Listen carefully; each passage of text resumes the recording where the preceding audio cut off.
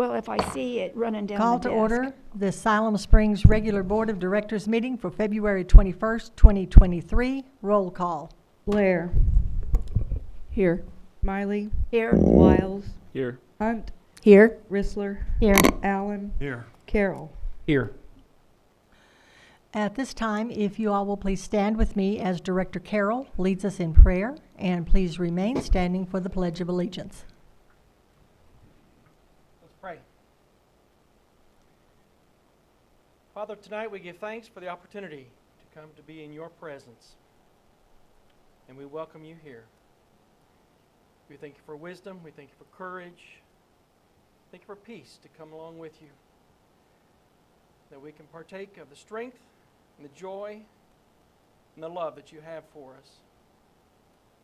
We thank you for the opportunity to make good quality decisions that benefit our community, our people. We look forward to a wonderful spring that you have called forth, and the many blessings you have given, and that we may be a blessing in return. In Jesus' name, amen. I pledge allegiance to the flag of the United States of America and to the republic for which it stands, one nation under God, indivisible, with liberty and justice for all. Thank you. You may be seated. At this time, I would like to ask that anyone that has an electronic device, please silence that so we don't have an interruption during the meeting. And thank you for that. Next is our public input time. Is there anyone that would like to address the board on any item that is not on our regularly scheduled agenda?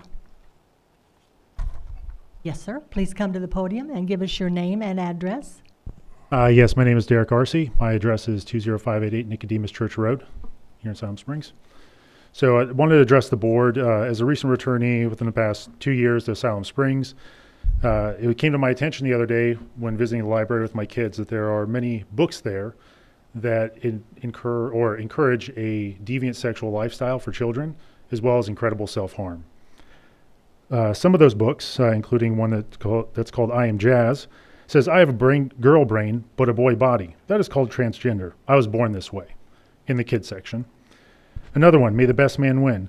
We drew elaborate diagrams of Creswell's hierarchy, tracing who liked who hated who sucked what dicks. From This Book is Gay, so gay men have bigger dicks and are hornier. Just saying. There is direct calls to charitable donations on behalf of children.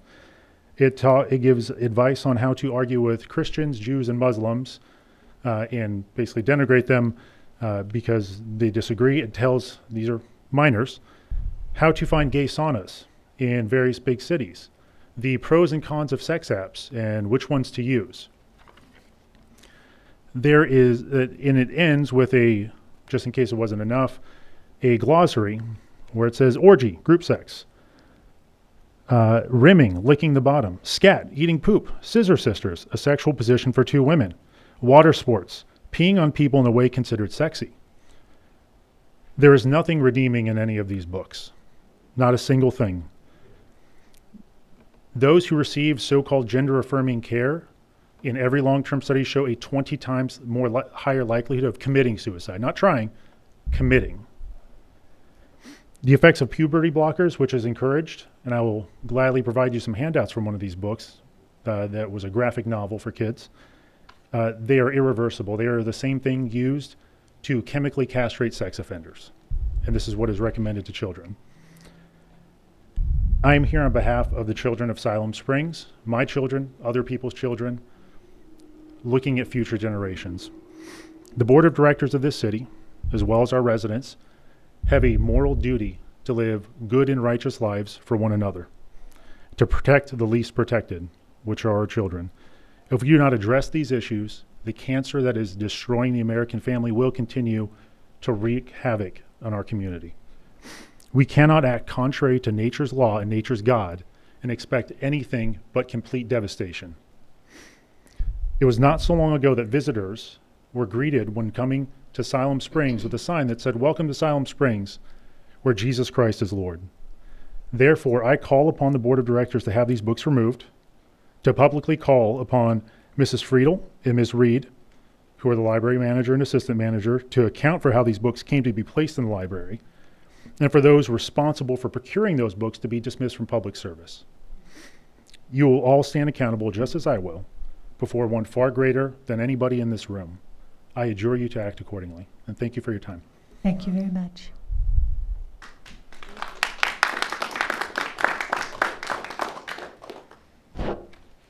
Is there anyone else? If not, oh, I'm sorry. Yes, ma'am. I'm Abby Trinidad. I live at 575 South Dogwood Street. I am here just to celebrate with you some of our events that we've had at Main Street Siloam Springs this month. I am the events and marketing coordinator for Main Street, and on February 11th, we hosted our first annual Cookie Palooza, which was a family-friendly event. We had lots of families from around the community come and eat lots of delicious cookies baked by 13 bakers that are local. This event was also designed to be a cookie bake-off. So these bakers competed against each other, and families or the attendees got to vote on their favorite cookie. And we have our 2023 champion is Mr. Chris Greenfield, and he had a delicious French macaron, and I ate several hundred. If I could have kept eating them, I would have. We felt like this event went really well, and we're already excited to plan for next year. And then I just wanted to say that next month we have Girls Night Out coming up on March 9th from 5 to 8 p.m. And we're excited to host lots of ladies from our community and have them shop, dine, and shop local. So thank you. Thank you. Is there anyone else? Abby, did you, how many bakers did you say? 13 local? That's amazing. Thank you. If not, is there anyone that would like to address an item that is on our consent agenda? If not, then we will move on to the consent agenda. Item A, regular meeting minutes, February 7th, 2023. Item B, dedication of utility easements, 22,000 block, of Davidson Road. Item C, Walton Family Foundation Tree Grant Reallocation and Budget Amendment, $263,125. Item D, Resolution 12-23, amending board's rules of order and procedures. Directors, is there any item on the agenda, the consent agenda, that you would like to have removed for further consideration? If there is not, do I have a motion to approve the consent agenda? So moved? Second. We have a motion and a second to approve the consent agenda as presented. Roll call. Smiley. Yes. Wiles. Yes. Hunt. Yes. Rissler. Yes. Allen. Yes. Carroll. Yes. Blair. Yes. Motion is approved. Madam Mayor, Yes. before we go on to the next item, can I request that we bring item K to the top, Resolution 1523 for the pro-life city declaration? Yes, ma'am. Would you like to make that a motion? Yes. And do I have a second to that motion? Second. We have a motion and a second to bring this item forward and to change our regularly scheduled items. So we will have a roll call vote. Wiles. Yes. Hunt. Yes. Rissler. Yes. Allen. Yes. Carroll. Yes. Blair. Yes. Smiley. Yes. Motion is approved. So with that, we will look at item K, Resolution 15-23, Pro-Life City Declaration. Philip, I believe you have the briefing for this. Yes, ma'am. Thank you, Madam Mayor and Board. So at the end of January, the city received a request from an individual in the city requesting that the city board consider the pro-life resolution. And on February 1st, Director Ressler asked staff to add that to this agenda, and that's what you have before you. In 2021, the state passed Act 392, affirming the right of municipalities to pass resolutions declaring themselves to be pro-life. And the attached resolution states that it's the policy of the city to promote and protect the dignity and the humanity of all persons at all stages of life, from conception until death, and that the city declares itself to be pro-life. Madam Mayor, I'm available for any questions. Thank you. Thank you, Philip. So with that, we will move to the directors, and I believe Director Rissler, you have a comment? Yes. Would like to. I'm going to repeat a little bit of what Philip had to say because I wrote this out ahead of time. According to Family Council in 2021, the Arkansas General Assembly passed Act 392, which affirms the right of municipalities to pass resolutions declaring themselves to be pro-life. It also goes on to say regarding this act, citizens across Arkansas will come to understand that they can respect the dignity of human life by standing up for the unborn and by upholding the dignity of every life until the moment of natural death.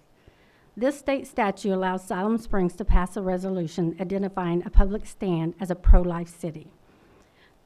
The proposed resolution, as it is written, is about Siloam Springs promoting and protecting the dignity and humanity of all persons at all stages of life, from conception until natural death. This includes individuals with disability to the elderly. As Representative Robin Lundstrom stated on a phone call to me a couple of days ago, what better statement can we make that says every single life is of value to our community, from birth to old age? Elected officials should be willing to discuss and bring forth initiatives that are important to our citizens. As of walking into this meeting tonight, I personally have received 221 phone calls, emails, and texts from individuals that say, this is important to me. I have received 13 emails that have identified opposition to the resolution. Whether you're for or against this measure, every letter was personally written out, not as a QR coded template email. This speaks volumes. This says that no matter how you feel about this issue, you cared enough to have your personal voice heard.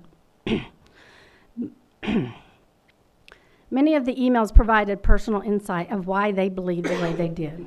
We read stories of tragedy and triumph. We read stories with real personal experiences. Some even identified that they moved to Siloam Springs because it was a Christian community. And this resolution speaks for those, for who they are and what they wanted in our community. This resolution isn't about separating, but more about inclusion, about demonstrating to everyone that no matter where you are in life, you have a community that loves you and cares for you and will be there for you. This resolution highlights that we do have resources in our community that not only love you, but stand beside you through whatever you are going through. According to Family Council, there's no evidence from anywhere in the nation that pro-life resolutions have hurt the economy of any place or caused people to avoid living there.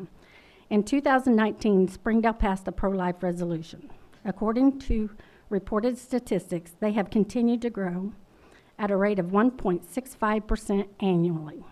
No matter how this vote turned out tonight, I want to say thank you to all the citizens that have reached out and communicated.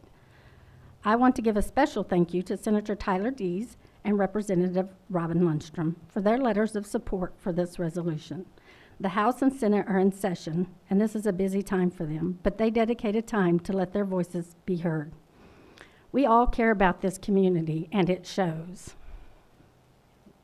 Thank you. Anyone else, directors? Madam Mayor, Yes, read. I have something that I have prepared as well. Yes, I sir. would like to read.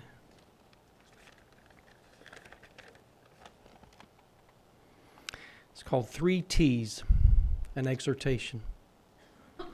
I wish to speak to the depth of our decision this evening. The first T is unity. Where does our unity lie? It lies in common ground. This is about our community, not a particular group. This is a declaration, and for some even a battle cry. This cannot be one against another, but a cry for unity. That is where our strength lies.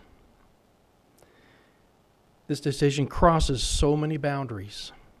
Multiple walks of life are represented here. Second T is duty. Can also be called responsibility, but for some of us it can be called a privilege. We've been given the great commandment to love God, to love our neighbor as ourselves. We've even been told to love our enemies. What message are we sending? This cannot be a weapon.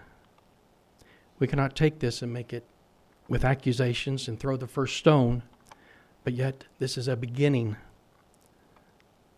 an opportunity to share our faith, not force it. And the last T is opportunity. This should not be an opposition, but a declaration. But in so doing, we have the privilege to prove it. Is this a cry to arms? Yes. Take the arm of your neighbor and be a blessing. If this is a political, then we've all lost. Let us show love and unity instead of hate and division. You know, our best example of this is the Apostle Paul. This is a man who was out killing Christians in the name of God before his life was turned around. This is a man who wrote 2/3 of the New Testament. All have been shown mercy. No one is greater than another. I will say this, if you pursue God with all your heart, you will find God. In conclusion, this is more than just a sign on the edge of town or a label. Now we must live it together. And if we're going to be pro, let's be pro eternal life. Thank you, Madam Mayor. Thank you, Reed. Is there anyone else? Madam Mayor, Yes, Mindy. I have a very quick statement. As someone who values the lives of all persons at all stages of life, I support this resolution.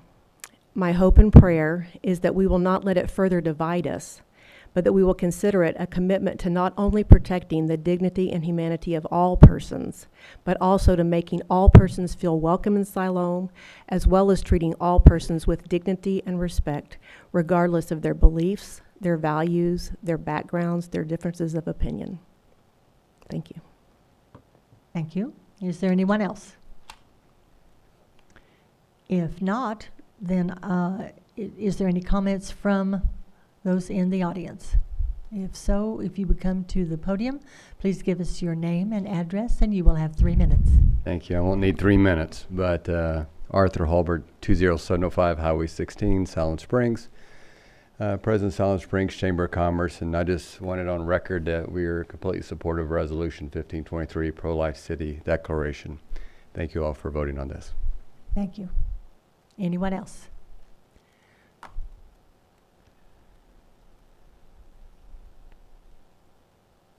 My name is Kristen Hargett, 2109 North Inglewood Street, Siloam. Mayor and City Council members, I am a resident of Siloam Springs. I appreciate your consideration of the pro-life resolution designation for our city. I'm going to skip over kind of what you guys have already said with 392. I am thankful for Representatives Delia Hawk and Robin Lundström, who were original sponsors of this bill when it went through the legislature. Locally, Benton and Washington County and Tawnytown, Springdale, and Lowell have passed similar resolutions. Across Arkansas, 14 cities and 21 counties have made similar resolutions affirming pro-life. In 1957, a young mother had a little girl and faced a desperate situation when she found herself pregnant a second time.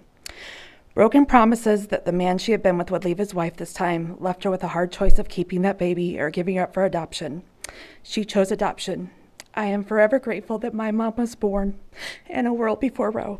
I believe that every life matters, I am thankful for ministries in our community that surround and care for young mothers in similar circumstances, ministries to the elderly, and the amazing community of organizations that have cared for the disabled and vulnerable in our community. And I encourage you to vote for this resolution. Thank you.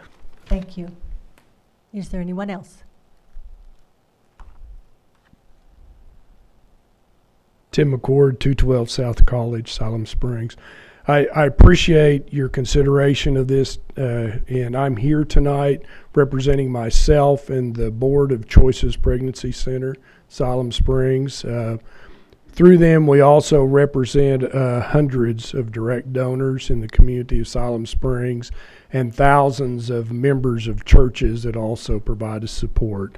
I think it's obvious how we come down on the pro-life issue, and I just want to encourage you to vote for the declaration.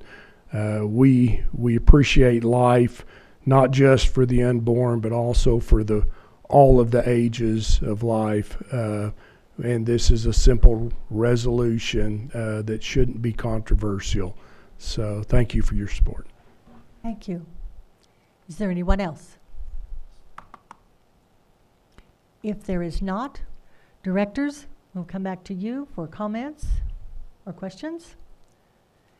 And if there are none, I will ask for a motion to approve Resolution 15-23, Pro-Life City Declaration. So moved. Second. This is suspending the rules, and actually, it's a resolution, so we're ready to vote. Roll call. Hunt. Yes. Rissler. Yes. Allen. Yes. Carroll. Yes. Blair.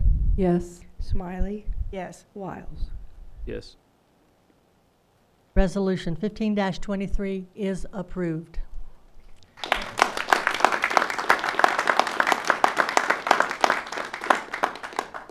Thank you all for being here. We appreciate it very much. Now we will go back to our regularly scheduled items, which begins with contracts and approvals. Item E, budget amendment and purchase, Public Works Department, Street Division, 2024 Mack Anthem Day cab truck in lieu of tri-axle dump truck, Bruckner's Truck and Equipment, $151,366. Dennis? Madam Mayor and Board, Dennis Kendi, Street Department Superintendent. I want to bring before you a recommendation for approval of amending the Street Division budget to purchase the 2024 Mack Anthem Day Cab truck from Buckner Truck and Equipment in the amount of $151,366, and staff is available for any questions. Thank you, Dennis. Directors, comments or questions for Dennis? There being none, is there anyone in the audience that would like to present a question or comment about this item? There is not. Directors, we will come back to you, and I will ask if there is no comments or questions. Do I have a motion to approve the budget amendment for the purchase of the Public Works Department? So moved. Second. We have a motion and a second. Roll call. Rissler. Yes. Allen. Yes. Carroll. Yes. Blair. Yes. Smiley. Yes. Wiles. Yes. Hunt. Yes. Motion is approved. Next is item F, purchase, Public Works Department, Street Division, 2022 John Deere 5100E mowing tractor, P&K equipment, $130,946. And Dennis, again? Dennis Kendi, Street Department Superintendent. Madam Mayor and Board, I bring before you a recommendation to approve the purchase of a 2022 John Deere 5100E mowing tractor from P&K Equipment in the amount of $130,946. And staff is available for any questions. Thank you, Dennis. Directors, comments or questions?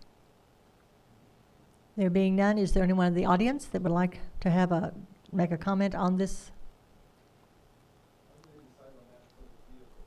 I'm sorry, would you like to come to the podium, please, and give us your name and address?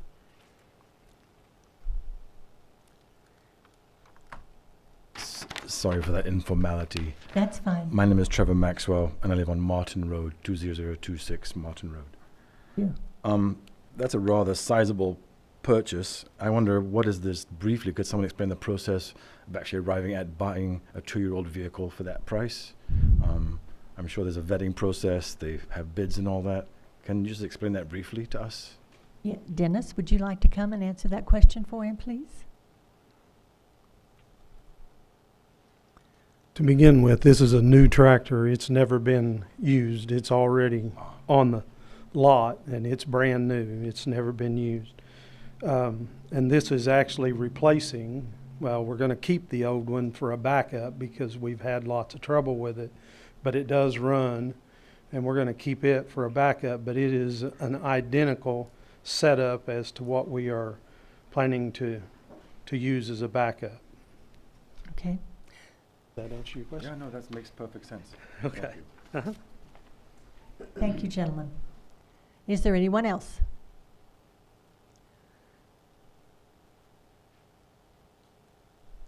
If not, directors, comments or questions? Do I have a motion to approve the purchase for Public Works Department Street Division for the 2022 John Deere 5100 mowing tractor? So moved? Second. We have a motion and a second. Roll call. Allen. Yes. Carroll. Yes. Blair. Yes. Smiley. Yes. Wiles. Yes. Hunt. Yes. Rissler. Yes. Motion is approved. Purchase is approved. Thank you, Dennis. Next is item G, ground lease, Community Development Department, Airport Division, David and Tami Hirschfeld. Don? Thank you, Madam Mayor, Board. Before you tonight for your consideration is a ground lease at the municipal airport. Staff is seeking approval to grant the mayor permission to sign this lease.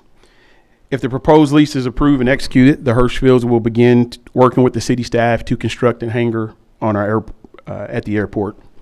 The proposed lease specifies that the Hirschfelds will have to substantially complete the hangar by the agreed upon time, which at this point is 11 months, in accordance with plans submitted by the Hirschfelds to the city Community Development Department and building divisions.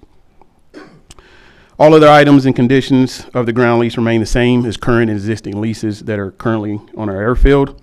So a total leased area of 4,900 square feet at the rate of 14 cents square foot, and that will increase annually based upon CPI, Consumer Price Index. A 25-year term that may be extended for an additional 10 years.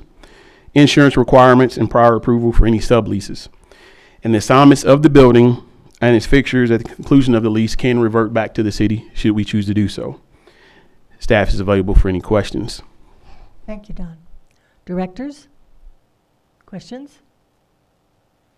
Don, just out of curiosity, how much does the city receive just as an average per year when we lease out a hangar? Or we're taking in, I mean, they're building it, we're not building it. Correct. But we still are leasing because they're building on our property. Correct. We're just, in this instance, we're just leasing the ground that the hangar's located on. Top of your head, no idea. No idea. Know. Most of them are about the same size, and so I just didn't know. I mean, nothing's free, but it's almost like free money because they're building it. It's not a cost to the city, and yet it's property we have. It's not doing anything, and the big plus is that we'll sell them profitable. We'll sell them fuel, which is a profit to the taxpayer. So absolutely. Yeah. Thank you. David, anyone else? If not, is there anyone in the audience that would like to address the ground lease proposal? There is not. Directors, I will ask for a motion to approve the ground lease for the Community Development Department at the airport. So moved. Second. We have a motion and a second. Roll call. Carroll. Yes. Blair. Yes. Smiley. Yes. Wiles. Yes. Hunt. Yes. Rissler. Yes. Allen. Yes.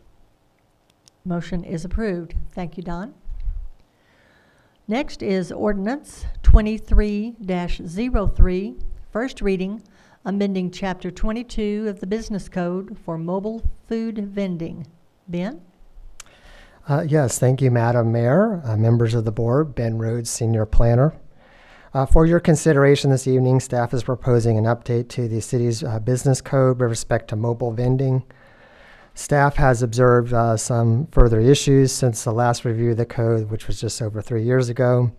The proposal centers mainly on public safety and updating aspects of the ordinance to be in line with the state plumbing code.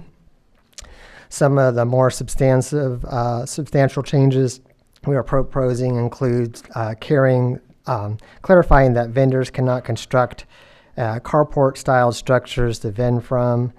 There's no real existing examples of this in the city. This is really just updating an existing regulation for better clarity.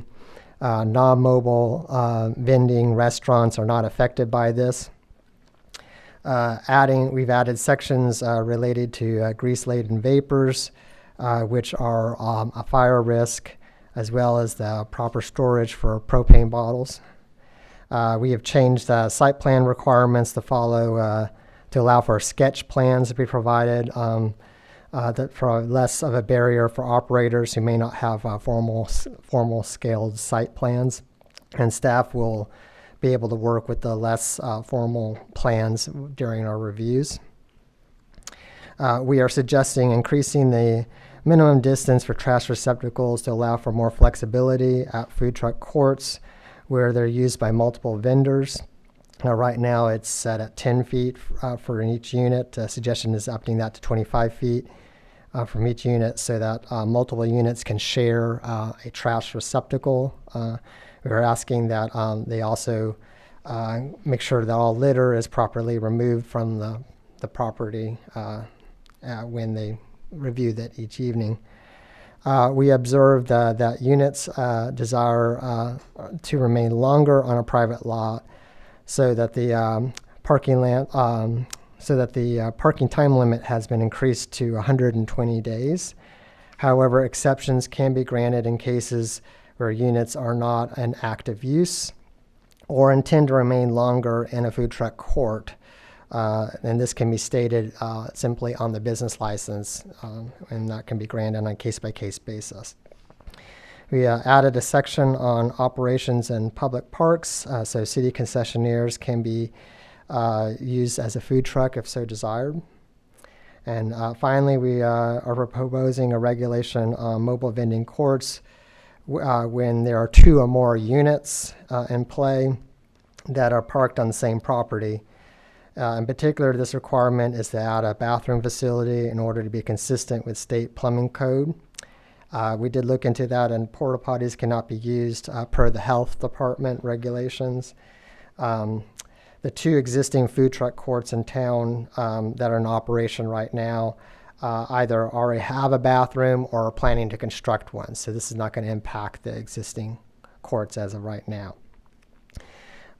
Staff did send letters out with the draft code to all known mobile vendors with business licenses operated in City Siloam Springs, as well as letters to landowners operating food truck courts. And to date, we received 1 office visit with questions on the parking time limit when what was proposed was explained that we're actually extending the time limit, not shortening it. The vendor or operator did not have any further comments or questions. Staff is recommending approval of the ordinance as presented, and we stand ready for any of your questions. Thank you. Thank you, Ben. Directors? Madam Mayor. Yes. Ben. So I sent an email in on Saturday, and today I got a response. So I have some follow-up questions to the email. As far as being on city property, like the Aquatic Center and other places, how do you decide what vendors will be going on city property? That would be up to the concessionaire contract. So, I mean, it would be up to whatever the city contract will be. Okay, it'll be probably a bidding process. It's a bidding process. Yeah. Okay. Yeah. And then, as far as the time, for some reason my thing it put the printing together, but you're going to from 90 consecutive days to 120 days. Yes. So this affects the food trucks that are within the food courts, right? Correct. So can we not distinguish in our code between a travel trailer and a food trailer and not require food trailers to move every 120 days? We can make distinguishments in the code. This is just for mobile vendor, not travel trailers. Okay, but it was created because of travel trailers, was it not, or no? No, this is strictly for mobile vending units, the food trucks that we see, not a residential travel trailer or anything like that. So what is the purpose of moving them? I mean, if I set up my business and I set it there in a food court specifically. Right. I can see, like if you're on city property, but in a food court where I'm paying rent. That's a good question. Originally, when the code was presented to the city board some years ago, I think there was concern that these units could potentially just permanently set up shop and not move. And the idea, these are mobile vending units, that they would be moving to different locations and not become a permanent fixture within a location. There certainly are provisions for that. That's why we have building permits, so they can acquire a building permit and create a permanent building. But if it is considered a mobile vending unit, it needs to be movable. So that was what the original thought was with that, with the time limit. Yeah. So if I'm at one of our food courts and I decided to put a trailer there, and I know I'm going to stay there for the next couple of years, I have to come and now get a building permit to stay there? If it is a permanent structure, not to be moved, then you would need a building permit. I just think we need to think about if you're in a food court and you're paying rent, because you're going to want your trailer there as you're paying rent. You want income to come in, and we're asking them to move it and then move it back. Seems like, and it's a lot of work to move those. It's not just a hook it and go, you know. I think we need to look at that one. I would like us to look at it and see what we could do, because I think if you're in a food court, it's different than if you're setting up at the mall up here. I mean, okay. So that's my suggestion. Madam Mayor. Madam, Are you finished, Lisa? Oh, hold on, I'm sorry. Oh, and I had one more question. If someone was to have a restroom on the, if they were to have a restroom kind of like a porta potty, because the requirement isn't the porta potty, it's the water, right? So if they was to put a, where you can wash your hands, a sink outside, does that qualify? I believe it would, but I might want to refer to the building official who can better answer that. Hey, Ben. Madam Mayor, Board, Randall Clark, building official. Yes, Director Rizal, that's a good question. Yes, the toilet, the bathrooms are required. You have to have toilet facilities, and you have to have hand washing at 110 degrees for sanitary conditions. So, you know, the state looks at it like they just say, you know, you need a bathroom facility. I talked to them today.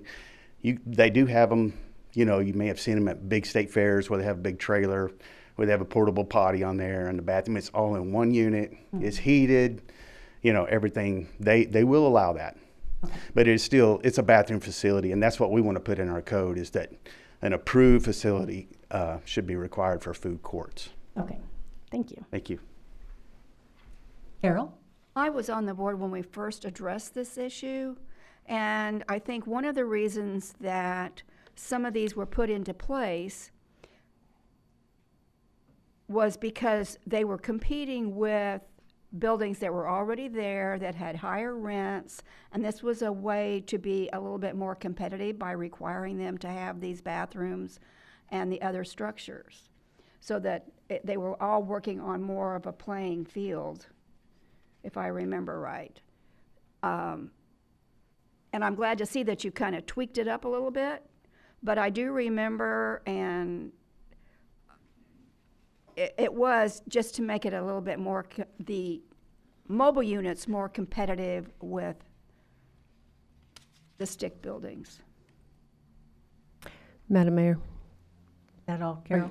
Are you done. done? Okay, yes. I want to follow up on what Director Rissler said, because I kind of had the same question. I don't know, I guess this is for Ben. If a food truck is on a designated is in a designated food court area, I don't really understand the need for them to move and come back. I understand it more if it's in an area where it's by itself, maybe, because of the concerns that you expressed before. But if my feeling is if they are in a food court where they are paying rent and they are planning on being there permanently, I'm not really sure why we're making them move. So I would like to reconsider that as well. The restroom, so is that restroom required regardless of whether the food truck is in a food court or not? So if there is a food truck by itself somewhere, No. it's only the food courts? Correct. Okay. Only food courts. So it's the owner of the property that's responsible for installing that restroom facility? I would imagine so, yeah, it'd be the owner. Okay. And the owners of the food courts were in on the recent mailing that you Yes. sent out? Okay. And then the other thing, I'm not sure I quite understand increasing the distance for trash receptacles. I feel like the further you get it away, the less likely people are to get to it to dispose of their trash. And I'm big on litter, and I want to make it easy for people to be able to put their trash away. So was there a reason? How does that allow better flexibility? It's just so that they could be a communal trash can rather than one for every single, it's one for every 10 feet. Which then We're is just there increasing. a problem with overflow? Well, it could be, but I mean, you could do larger trash cans. Okay, I just think we need to take that in consideration too, that we want to make it as easy as possible for people to dispose of their trash, and if it is in one place a little further away, we need to make sure it's something big enough to hold all of it. Mhm. So those are my comments. Thank you. Thank you. Madam Mayor? Yes, David. Mindy, that's a great point. I hadn't thought of that. I had thought it was more to allow one that would service two or three, but I don't think there's anything wrong with requiring each food truck to have their own trash can. If it's within 10 feet, you're right, they're gonna be more apt to get up and throw their trash away, rather than too much of a walk, too much inconvenience, they'll just leave it out and it'll blow away. The question I had was, where was it? Letter N, public parks and parking lots, except for city contracted concessionaries operating within their designated vending location. All mobile food units located within public parks or publicly owned property shall be associated with an authorized public event permit or a city-sponsored event. What does the word associated mean, and who decides what associated is defined as in this ordinance? I question if maybe we should not allow any food trucks on public parks. I especially worry because of littering and et cetera. But how does associated get decided, Ben? First of all, associated is not proposed. That's in the code today. Right. So I understand. It would just mean that, for instance, the Dogwood Festival, in order to do that, it would have to be associated with a special event permit. But what does associated mean? Does it mean the owner of the food truck has been contracted by the Dogwood Festival? I would think that a special event permit would have to reference the location, which would be the park, and that would be signed off on by the powers that be. I think Don wants to respond. So.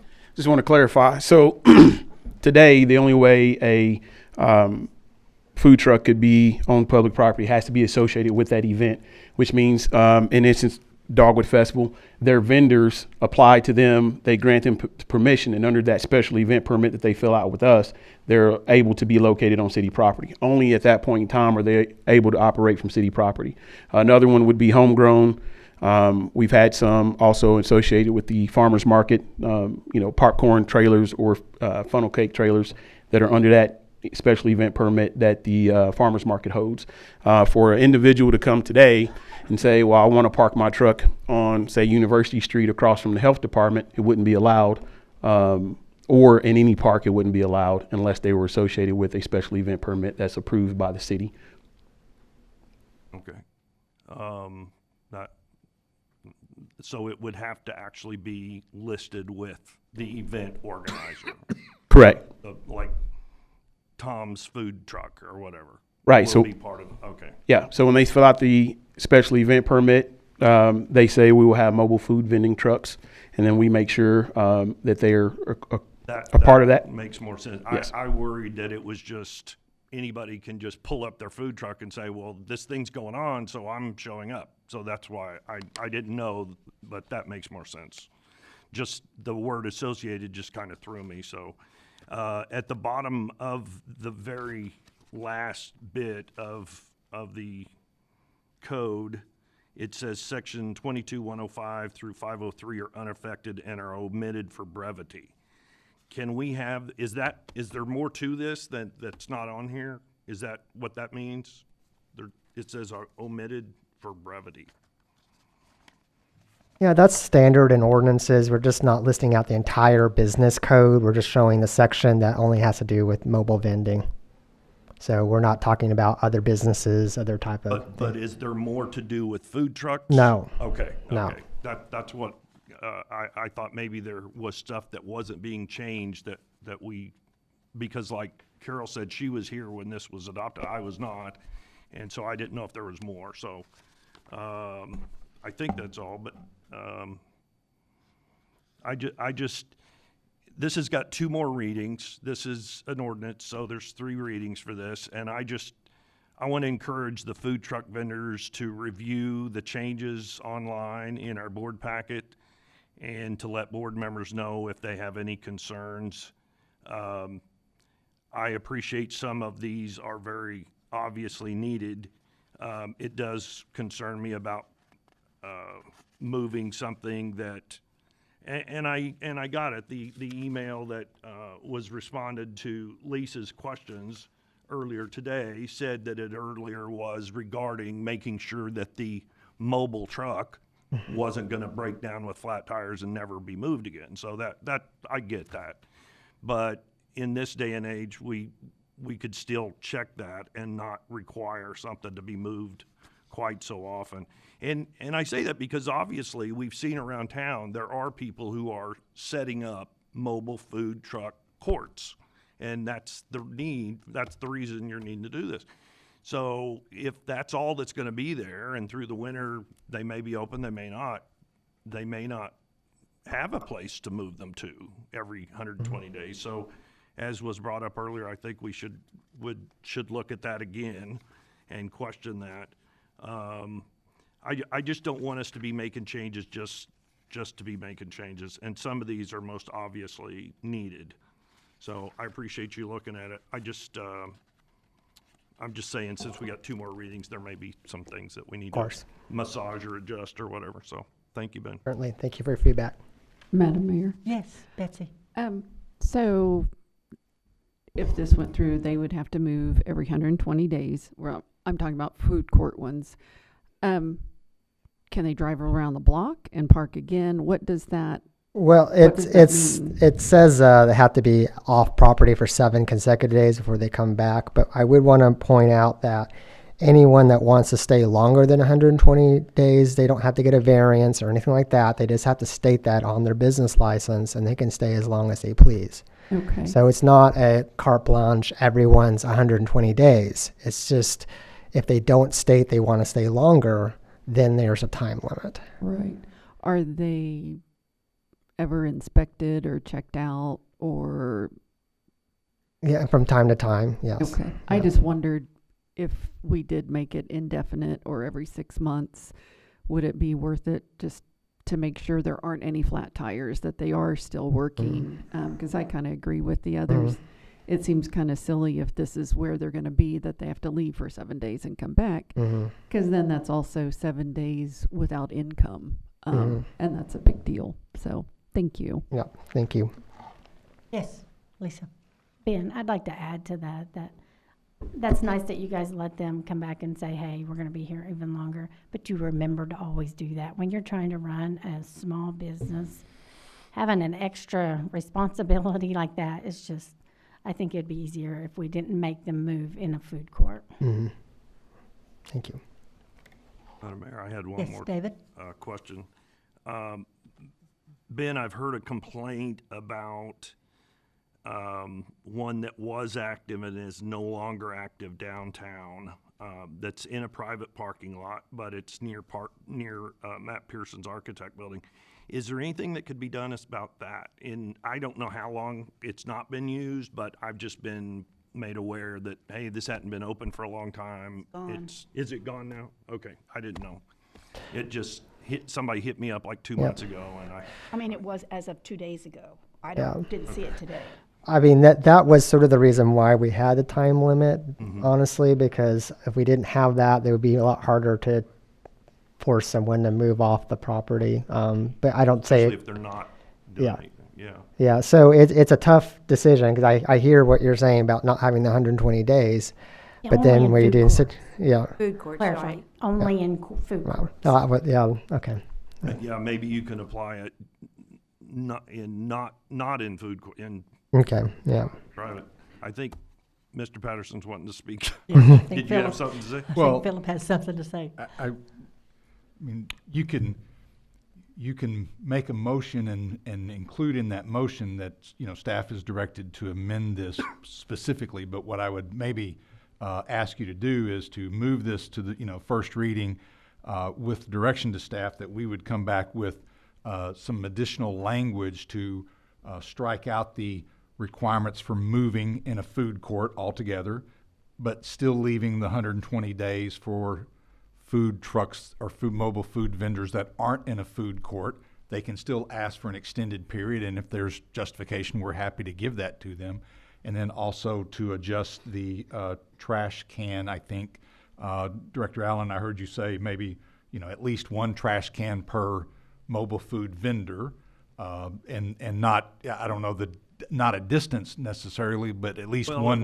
It was 10, and going 25 feet is like, right.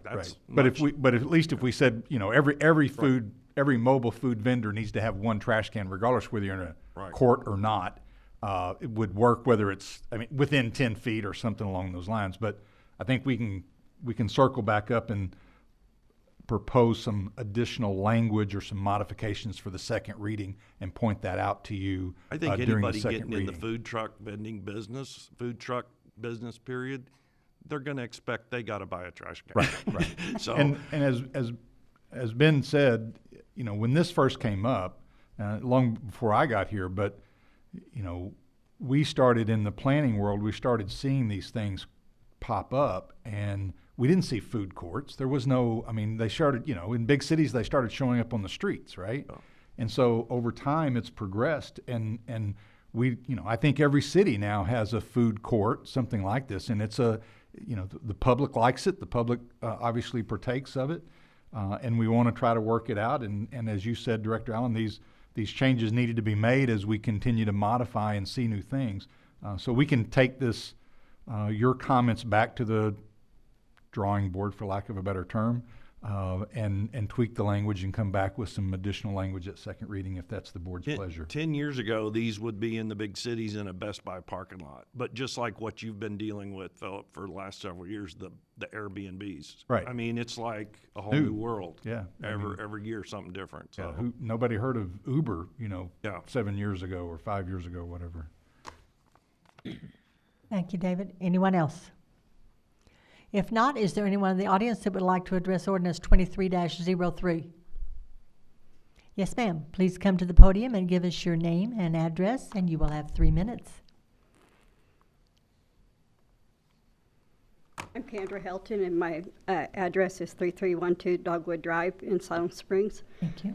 My thing is, why do we have to be limited if we're a standalone unit? I understand that if they're in a court, they're paying rent. Even the people that's in the standalone units, they're paying rent on their place spot too. So why do we have to be limited on the days that we're in our spot? Because we don't just have the land. It's not like it's our land. People that's in the standalone, majority of them have to pay rent on that spot too. Thank you. Is there anyone else? If not, then directors, I will come back to you for any further comments or questions. Madam Mayor. Yes, Lisa. Ben, can you answer that question, please? Oh, where'd you go? I thought you said ma'am. I'm sorry, I didn't hear you. I mean, I understand that we talked about inspections and stuff like that, but if we know what they're mobile, even if they're permanent or even if they're temporary in nature, we can still do inspections. So that is a good question. They are paying rent, and if it was my business, I don't want to, have to lose 7 days of business when it's hard as a small business owner to make it. Absolutely. So, Don Clark, Community Development Director. We as staff, we're not opposed to removing this, the time limit altogether. In the original ordinance, it came up, this was very closely associated with the RV parks.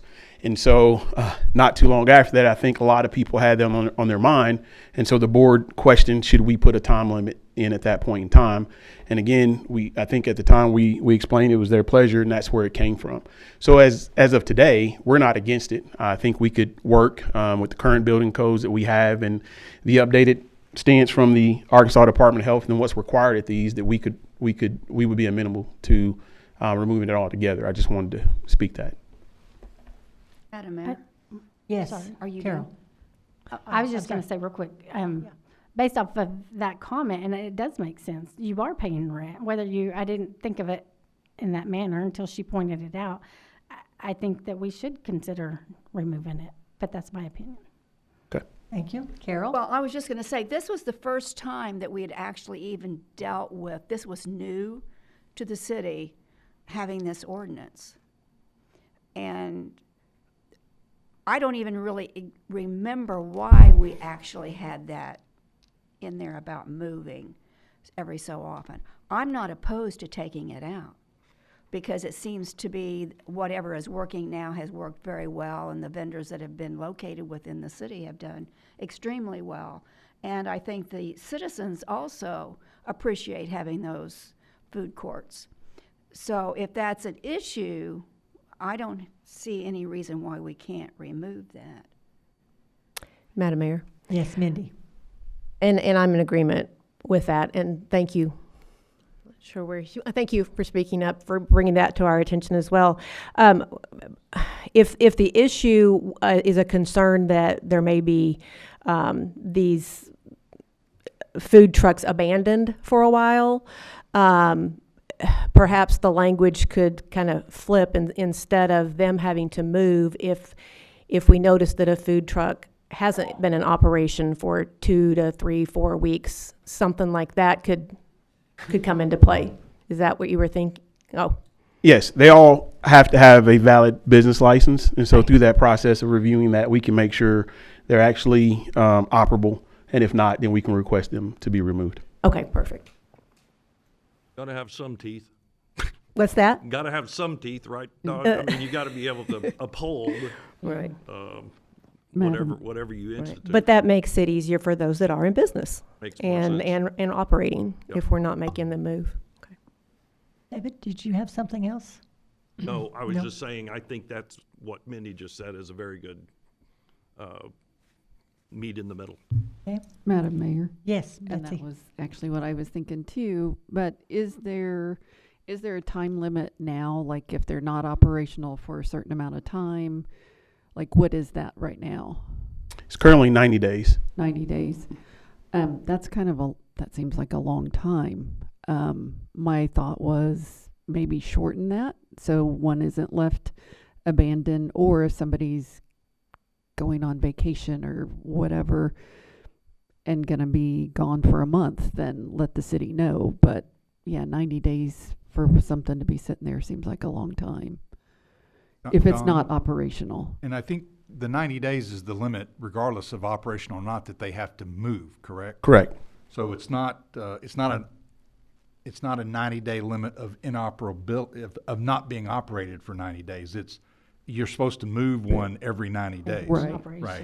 I was just thinking if we're going to make it that take away those limitations, then I think we need a shorter period of time that if Discussion, we were having a sidebar of just like the one that Director Allen brought up that was on Mount Olive that wasn't operating, and there needs to be potentially a limit that says if you're not going to be in operation for longer than 60 days or something, you need to move. I don't know that 30 days is the right limit, but I think we can work with the vendors and try to get an idea maybe what's reasonable. And don't forget, you've got these on private property, so certainly the private property owner would know if the vendor is not going to be, like maybe they have gotten sick and they're home sick for 60 days. Surely the parking lot owner or the private owner is going to, or at least know how to reach that person.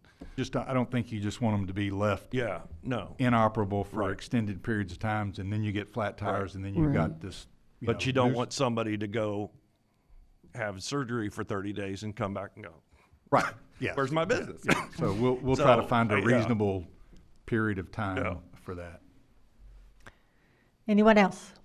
If not, Madam Mayor? Yes. Do we say, I'd like to make a motion with those two changes? Okay. Let me present this and then you say, okay, and we'll see if I've got what you're wanting, okay? Okay. So let's place ordinance 23-03 on its first reading, suspending the rules and title only with amendments as suggested by the Board of Directors for time limit, trash receptacles, and I think the time limits work both ways. Time limits work for all that we want to cover. Right. So is that agreeable to everyone? I would only add that you're directing staff to go back because you don't have a specific amendment, but Right. you're directing staff to come back with additional verbiage related to those two issues. To those amendments? Yes. Okay. So have you got that, Renee? She's got it. So moved. So moved. Do we have a second? Second. We have a motion and a second. Roll call. Blair. Yes. Smiley. Yes. Wiles. Yes. Hunt. Yes. Rissler. Yes. Allen. Yes. Carroll. Yes. Motion is approved. Next, resolution Philip. Thank you, Madam I'll Mayor. Get you, Philip. Ordinance number 23-03, an ordinance amending Chapter 22 of the Municipal Code with respect to mobile food vending. Thank you. Resolution 13-23, significant development permit, 1750 South Lincoln Street for Pipe Life Jetstream. Ben? Yes, thank you, Madam Mayor, members of the board, Ben Rhodes, Senior Planner. So we are looking at a significant development permit, 1750 South Lincoln Street. This is at the site of the Pipe Life Jetstream factory. They're wanting to expand their plant by 8,400 square feet and also add 2 silos to the property. And here you see the site plan provided. The expansion will be down in the bottom left circle here, and then the silos up at the top, and I'm going to zoom in on that so you can see that better. The 2 expansion areas, and then with that expansion, they're required to add some more parking, which is going to be located right there behind their existing fence. They're going to add some additional parking. This is the elevation view of just what that facility will look like as it fits into the space. And here you see kind of more in the bird's eye view, looking down where that's going to be added in. This is an old loading dock area that they just want to fill in for an additional line at the plant. And then, of course, the location for the silos. There's a close-up of that expansion area. And then, of course, where the 2 silos will go. Same height as the others. And I've been told it will not create any additional noise or other impacts to the area. That came from the applicant. There won't be any further new truck deliveries because they receive most of their raw materials through RailLink, which is adjacent to the site. Staff and the Planning Commission reviewed the proposal, and we are recommending approval of no needed conditions. And we are available for any of your questions. Thank you. Thank you, Ben. Directors, comments or questions on this resolution? If not, is there anyone in the audience that would like to address Resolution 13-23? If not, we will come back to the directors and ask for a motion to approve Resolution 13-23 for the significant development permit at Jetstream Pipeline. So moved. Second. We have a motion and a second. Roll call.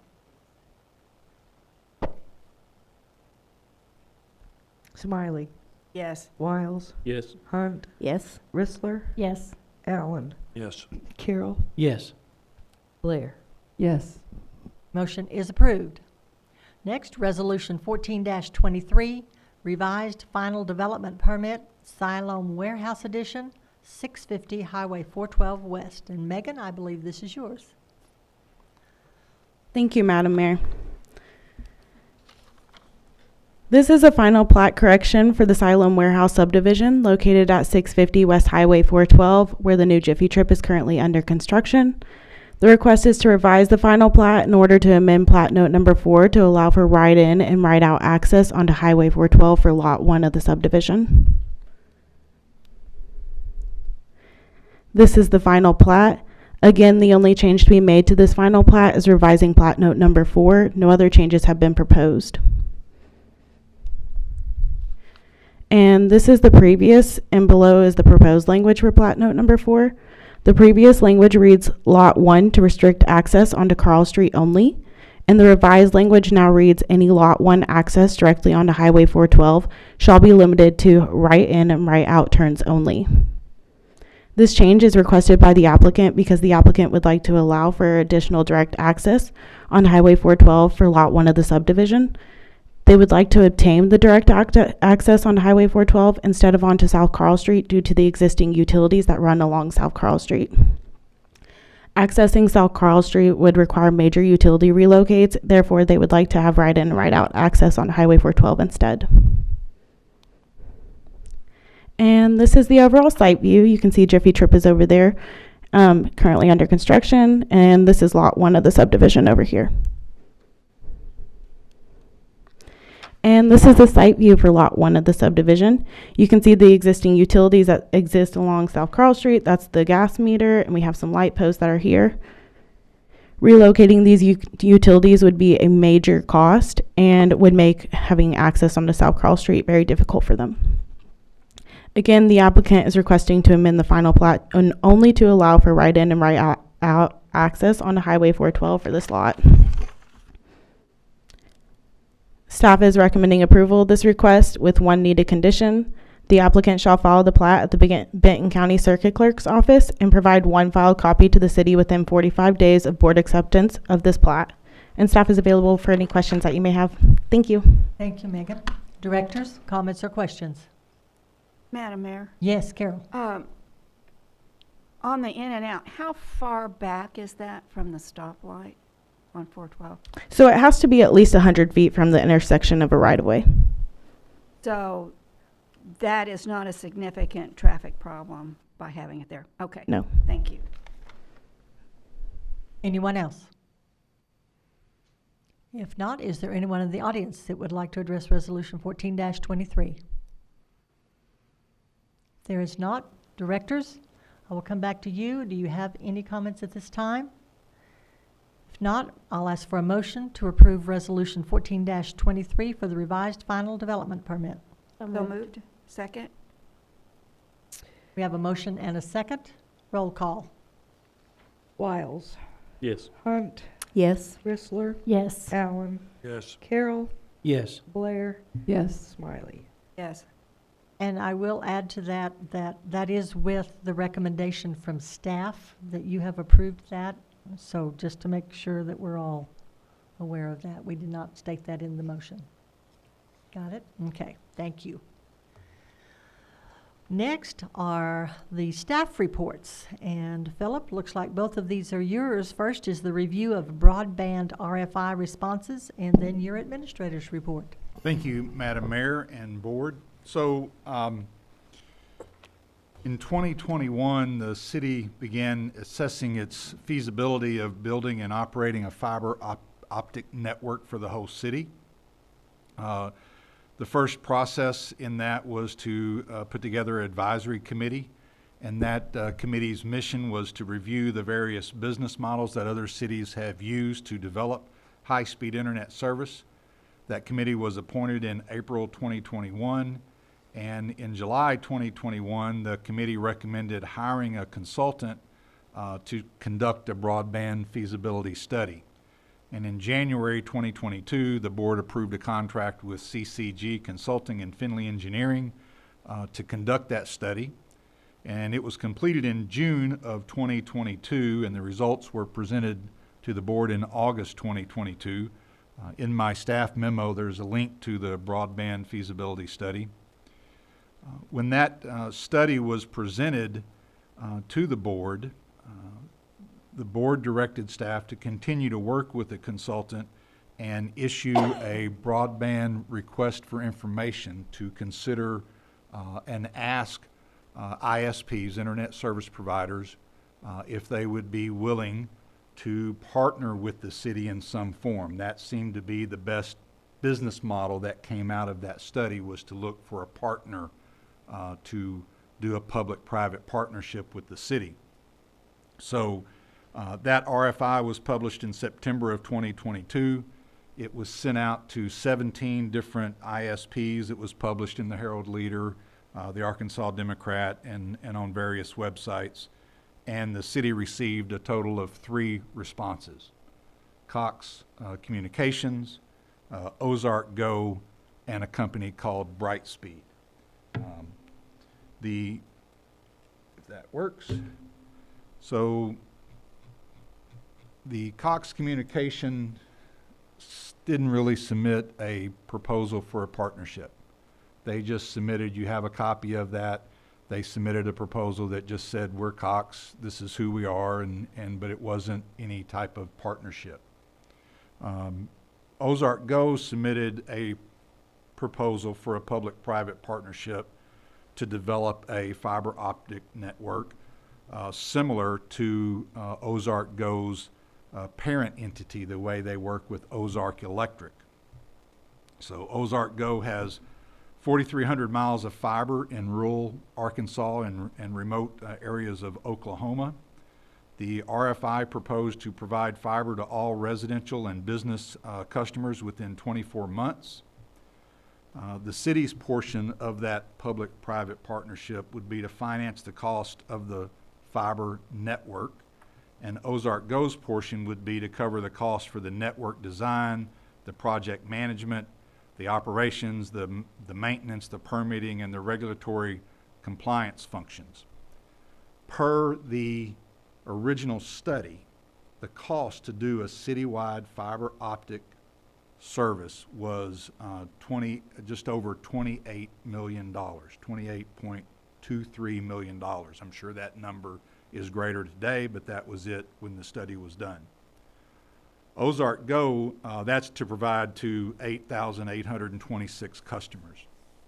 Ozark's Go proposal was to have the city front the cost of the fiber, which was $18.75 million, and Ozark Go would provide the remaining almost $9.5 million for the drops and the electronics and the huts and the operational assets.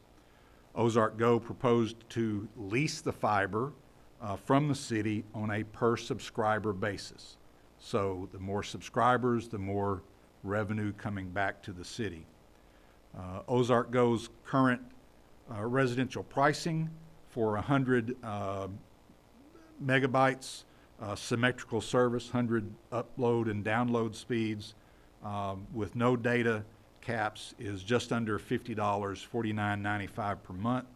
For 1 gigabyte, the symmetrical service is $79.95 per month.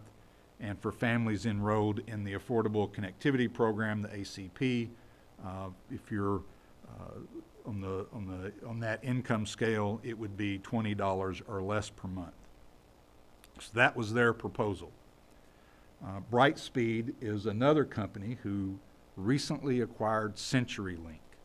And currently, as far as true, land ISPs of cable, typically it's Cox Cable and has been in the past CenturyLink, and Brightspeed has just acquired CenturyLink as of late last year.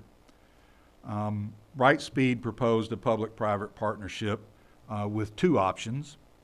Option A covering 251 businesses and 7,600 homes in Siloam Springs and the outlying areas. Total capital investment of $23.3 million, with Brightspeed proposing to invest 48% of that, or $11.2 million, and they requested the city invest the remaining 58%, or $12.1 million. They noted that geographically remote homes represent an outsized contribution to that above cost. So areas where you're, very low density, very, large pieces of property, that cost to service that particular house is greater than in areas that are more dense with smaller properties. So their option B would cover only 183 businesses and 68, almost 6,900 homes, for a total capital investment of only $15 million, and they would cover 67%, or $10 million, and propose the city invest 33%, or $5 million. Those 837 high-cost locations included in the first option were representing about a $10,000 investment each. There's a coverage map in their response to the RFI that you can see where they're talking about. But Brightspeed's public-private partnership was one where Brightspeed would fully own and operate the system. There was no lease back to the city. So the city's investment of $5 million would be to have Brightspeed there, but they would not be leasing anything from the city. They would own it and operate it. Their proposed residential pricing for 200 megabytes of upload and download speed with no data cap was $74 a month, 500 megabytes at $89 per month, and 1 gigabyte at $109 per month. And families enrolled in the Affordable Connectivity Program were offered at no cost. So there was some benefit there, but there was no return on the city's investment other than bringing that service to the city. There is additional information on Brightspeed that you need to be aware of. So right around the time that we were publishing the RFI, I received an email from the Governmental Affairs Director for Brightspeed out of Kansas City in September of last year, stating that Brightspeed was closing on the acquisition of CenturyLink beginning in October, and they were planning on expanding its fiber to the home broadband offering to cover 6,700 locations in Siloam Springs, with construction anticipated to begin in mid-year 2023. No partnership needed. They were coming. They were going to invest in Siloam Springs. We discussed after the fact that the RFI was published, that the RFI was out there, so they went ahead and made their response to the RFI.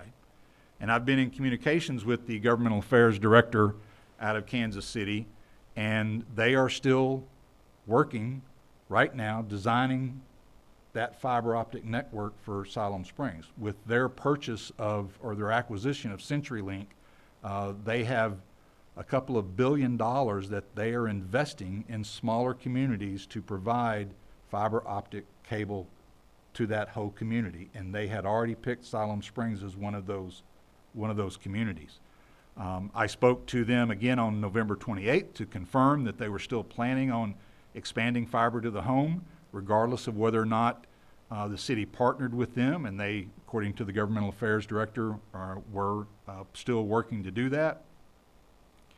As of January 6th, Brightspeed was still indicating that pre-construction activities were underway, and as you have in your packet, an email that I received from the Governmental Affairs Director as of last Thursday, that they have identified their construction crews, their pre-construction activities are underway, and they are already assessing where they're going to run fiber in the ground and in the air for Siloam Springs. So it appears that that's coming to Siloam Springs. So in reviewing all of these responses with CCG, the consultant, it appeared, and I'm sorry, that last one as of January 6th, I stated that one. The consultant said, you know, from their viewpoint, the city has 2 or 3 options. Obviously, one is to partner with Ozarks Go. There's the potential for the city to receive revenue over time to recoup its investment. I sat down with, I had some discussions with Ozark Go, and one of the reasons it's taken me so long to bring this back to you is I was waiting for additional information from Ozark Go on what that lease rate per subscriber would be so that we could look at what our return on our investment might be. So Ozark Go finally answered that a few weeks ago, offering $18 per subscriber. And they sat down and broke out a lease payment arrangement, which I'll show you shortly. But looking at that, if you assume that $18.7 million is the financed principal amount, and based on the study, we had a 60% take rate, which was the lower end of what the study showed, but the consultant said use 60% as a reasonable number. More than 60% of the people said they would convert over to a citywide fiber optic network, but we reduced that number to be conservative, or the consultant did originally. So that's 5,200, almost 5,300 subscribers of the original 8,826 that we had. That, assuming that 60% take rate would happen over 3 years, an annual growth rate of 1.5% per year, and a 50% take rate of that growth rate, okay? $18 per month per subscriber, a 30-year bond on a 4.5% interest rate, and only paying interest for the first 3 years.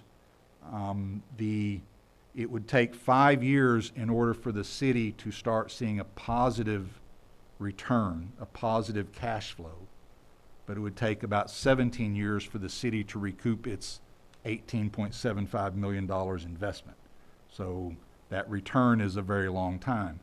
The concern, obviously, is if Brightspeed enters the market, the likelihood of getting 60% take rate might not be there. And if you take 20% or a third of that off, now you've just extended that long-term investment, return on that investment, to 20 plus years. And you're now in competition not with just Cox, but Brightspeed also. So that's one of the concerns from the consultant as to this issue of the city getting in the field of fiber optic networks. So the other option is to wait and see if Brightspeed is going to do what they say they're going to do, and invest in this community in fiber optic, because as of Thursday, I'm being told by the governmental affairs person for Brightspeed that they are still in August or September, they're going to start laying fiber to every home in Siloam Springs and every business. So if they do that, one of the reasons that the board, I believe, was interested in getting into the fiber optic business was for competition.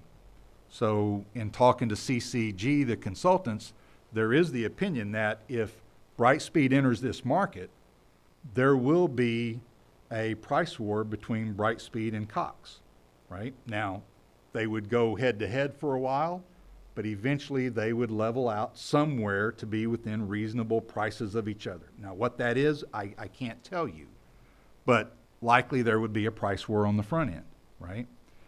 If the city were getting into broadband because of additional revenue, Well, it's a long term before you see that additional revenue. That's not to say it's not out there, but it's definitely a long-term investment. So that was, you know, the other option. And then the final option was the city constructing its own fiber optic network and paying the full $24 million to get into the business all the way. And that seemed, when we did the study, that, you know, the better option was to look at a partner, and that's why we did the RFI. So that's really where we are with this. There's two options. If the city were to, whoops, what happened? If the city were to get into the business on itself or partner with someone like Ozarks Go, the question would be how to finance that.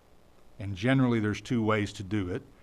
You could do it with general obligation bonds, which generally require a vote of the public, and it's backed by general revenues, sales tax, property taxes, general revenues of the city. You can also finance it potentially by revenue bonds, which I believe the board could vote on, and it wouldn't have to be a public vote, and it would be backed by revenues of generally the utility companies. That's the way Hope did it. When the city of Hope financed theirs, they pledged revenue from their utilities, and it was done through their utility commission, which had the authority to do that. The next slides are in your packets. These are the slides that I was waiting from Ozark Go to just walk you through their view of how to make this financing work. So their view was $28.2 million cost, the city financing $18.7 million. So many passings, so many costs per passing, almost $3,200 per cost for you know, to get to every house and every business in the city.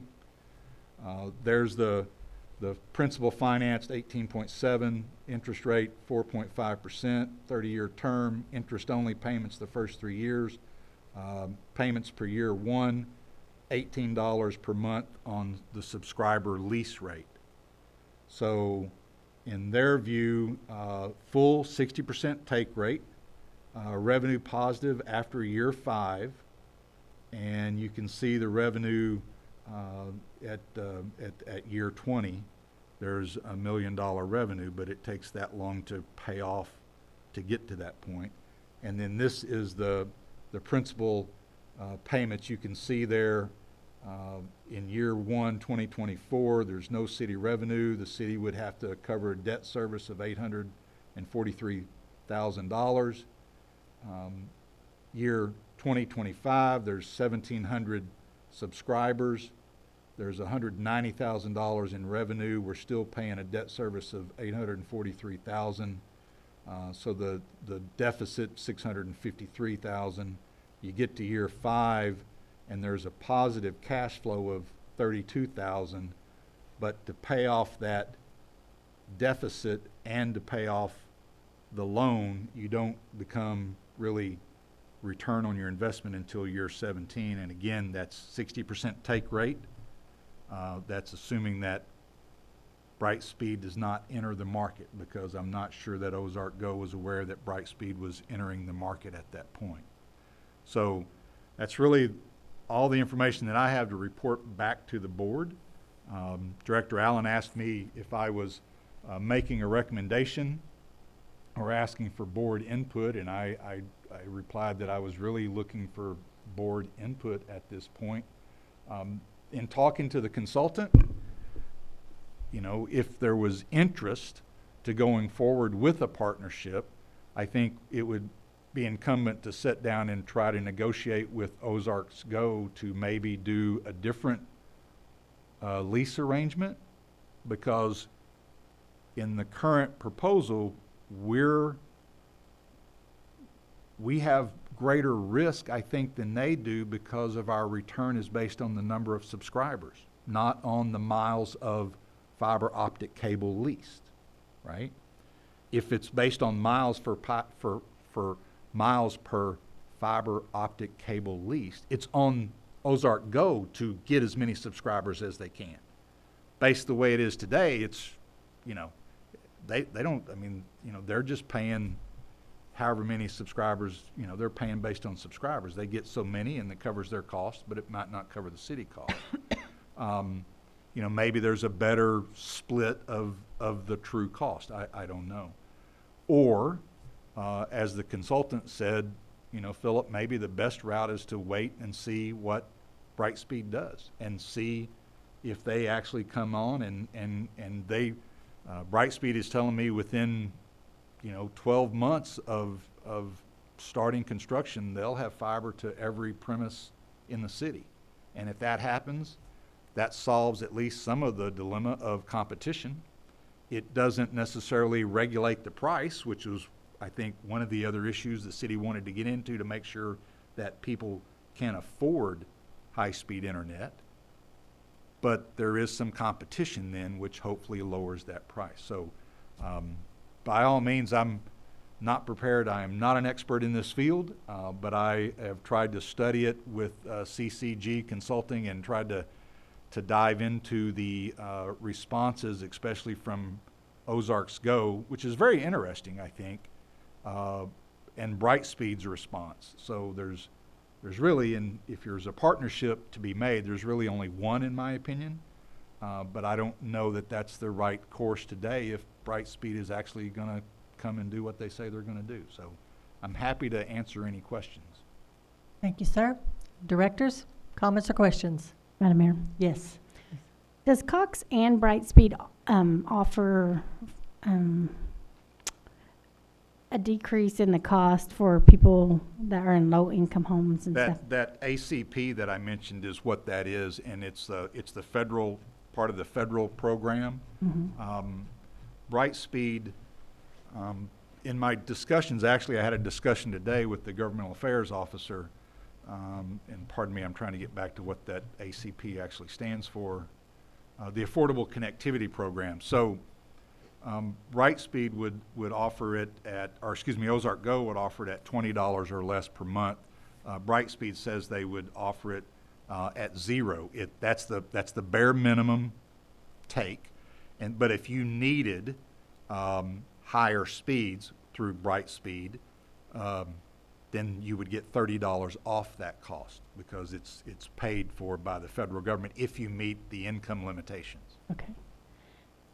So in my opinion, I think waiting for the Brightspeed, letting the cost level out, and then see if we need to go with a partnership. That's my opinion. Thank you. Anyone else? Madam Mayor, Yes, Betsy. do you, Ozark Go gave an example of how much per month it would be. Does Brightspeed have what the average subscriber would pay? Brightspeed said they didn't offer 100 megabytes, so it's hard to do a apples to apples, but Brightspeed said for 200 megabytes it was $74 a month. For 500 megabytes, $89 a month, and for 1 gigabyte, which was the nearest I could get apples to apples, 1 gigabyte for Brightspeed was $109 a month. 1 gigabyte for Ozark Go was $79.95 per month. So the $74 is the cheapest Brightspeed has? Okay. At least that's what they said in their response. I haven't dealt with them to go back and say, do you offer a slower speed, 100 megabytes or something along those lines? But their standard offer is I think 200 megabytes. Right. I know there's some towns using Ozark Go right now. Have we talked to any of them? Is it going well? Do we know anything about? I can tell you that the folks that I spoke to who have Ozark Go internet are extremely happy with it. You know, Ozark Electric is an electrical co-op. Their customers are their shareholders, and Ozark Go internet service is or Ozark Go is a subsidiary of Ozark Electric. So they're charged with providing that service at the lowest cost for their customers. So, but I've not heard any customer of Ozark Go that had any major complaints. Okay. So if we went with Ozark Go, we would own all the fiber, we'd own the loop, going from the poles, all of that. We lease it to Ozark Go. What about when that lease ran out? Could we choose somebody else, or how does that work? Well, I haven't got that far into the discussions, but I would assume that would be the case, that, you know, we would likely renegotiate with Ozark Go or go out with another request for proposal or request for information to find another provider, however you would do that. I would suspect that if we got that far, Ozark Go is going to want a long-term lease for their investment, so that we don't 10 years say, oh, well, your investment is, yeah, I would suspect it's going to be a, you know, 25, 30-year lease or something. Yeah.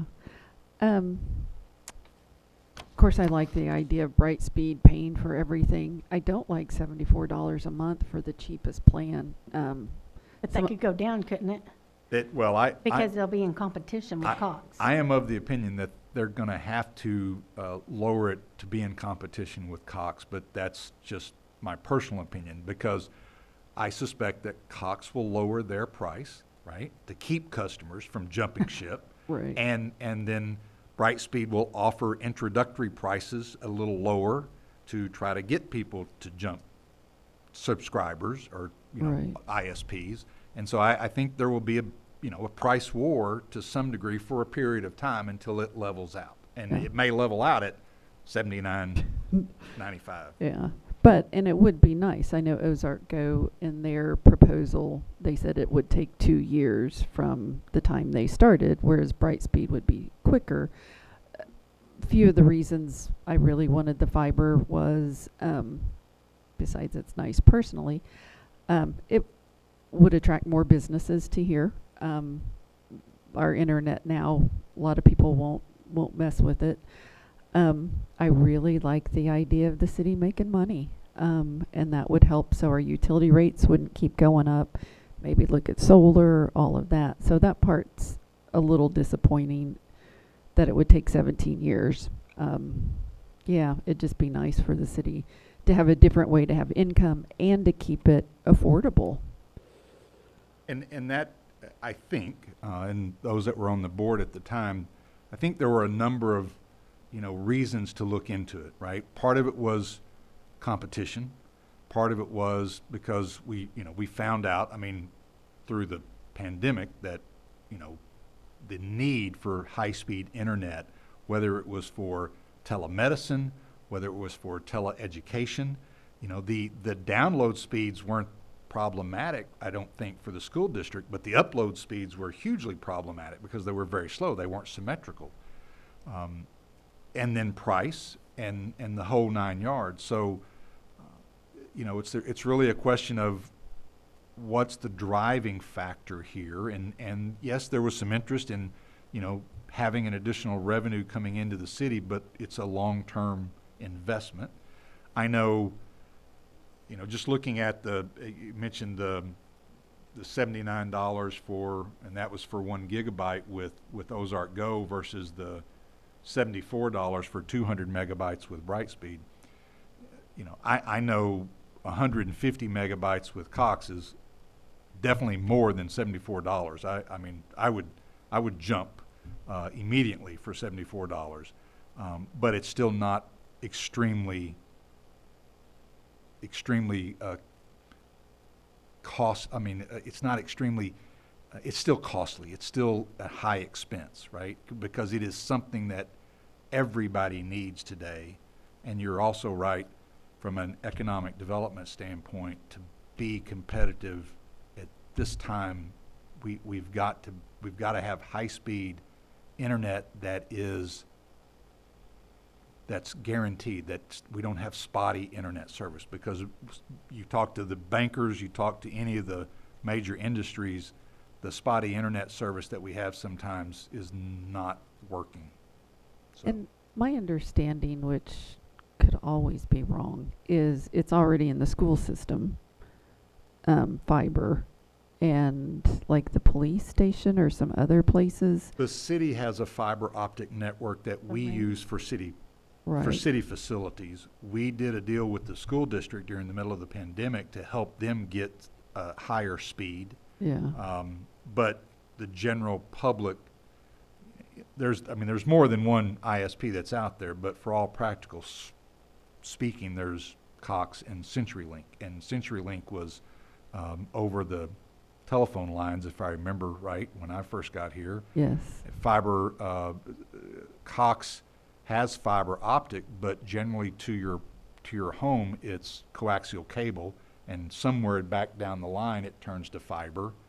And there hasn't been any significant investment by Cox in the community in that field of fiber optics or networks in a long, long time. Now, there's the new thing from Elon Musk, the satellite dish, and some other things like that may come out and be beneficial at some point in time. But everything that and Director Ressler was on the advisory committee, and there was a lot of discussion about, is fiber going to be here 20 years from now? Is Elon Musk satellite going to be the next big thing? If we invest in fiber today and the satellites become the next big thing, we're going to lose that investment? The consensus, I think, in the industry is that fiber optics is the speed of light. It's going to be here, but Director Ressler, you're welcome to comment on that, because I think that was one of your questions, right? Yeah, it's a gamble. It's a gamble, yes. Technology changes fast. Madam Mayor, Yes, Mindy. are you done? Okay. My recollection is that it was sort of twofold that we were looking into this before. One, to provide the competition, and one, to possibly have another source of revenue for the city. And I think we were kind of excited about the presentation that Ozark gave us, because they were making good money off of their program, but they were the only, they were the only ones offering internet, correct? They were the only one that, in my opinion, offered a true public-private partnership. Well, they didn't have competition within the city with another company that was offering. Like, they didn't have a Cox in their city, right? Right. Okay. So it was kind of twofold. You mentioned Cox being more than $74. Do we have the prices for Cox monthly? It looks like they do support the affordability program, and they have various levels of that, but I didn't see in their information. I didn't put it in my memo, and if I didn't put it in my memo, it's likely not in their their response to the RFI. Okay.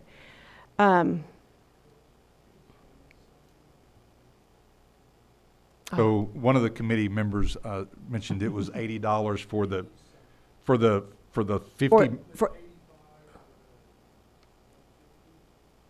It's not 85 today for the 150. I can promise you that. But yes, yeah. And that might have been a year and a half ago, because I think right now it's greater than $100 a month for the 150. Okay, so even 85 for 150 is more than Brightspeed is saying they would charge for 200. Right. Okay, so that would drive some competition. So I think I would say the same thing, that we wait until we see if Brightspeed comes in, because my concern would be, while it's appealing to possibly earn some revenue, if Brightspeed comes in, if Cox comes in, whether we do it ourselves or partner with Ozark, we're one of three, as opposed to one of, well, that just cuts into potential revenue, I think, if there are three providers. So let's see if Brightspeed comes like they say they're going to. Thank you, Mindy. Carol? I would go with the same proposal. I do think that we should wait.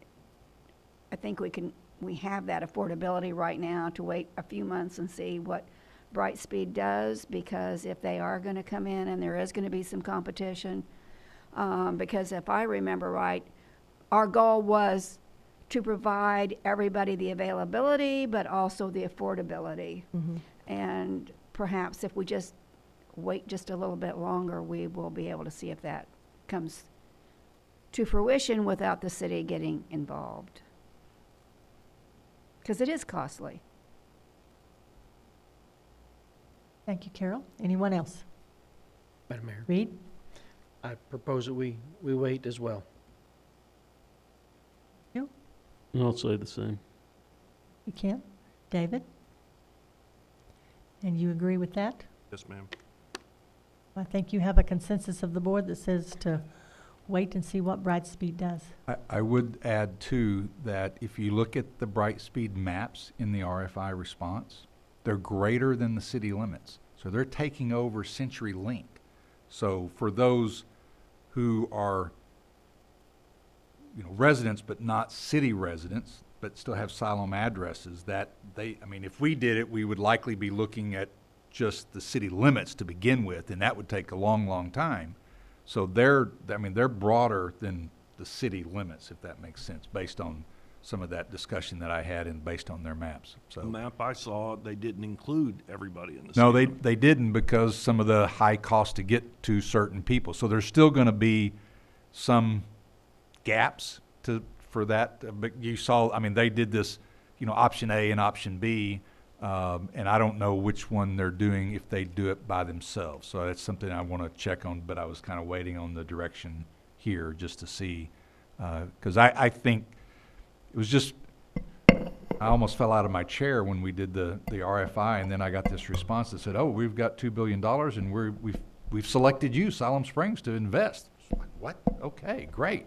So, anyway, thank you for your input. I appreciate it. I have a very short admin report, if I may. So for January sales tax, which is also year to date, the city's up 4.5% compared to January last year. The county is up 11.3% compared to the same time frame last year.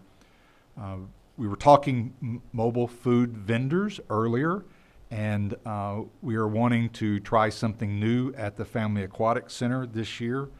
We are going out for bids for a concessionaire, a mobile food vendor concessionaire, rather than a concession stand concessionaire. We've had a number of requests for a broader offering of services of food at the Family Aquatic Center, and we really can't do that with just the concession stand that we have. So staff came up with the idea and designed a way where we could put a food truck out there, still be able to, you don't have to exit the enclosed area to be able to get to it. And part of the other issue for this idea is we're running out of space at the Family Aquatic Center. We need more space for lifeguard break rooms and locker rooms. We need more space for the cleaning supplies and the paper products.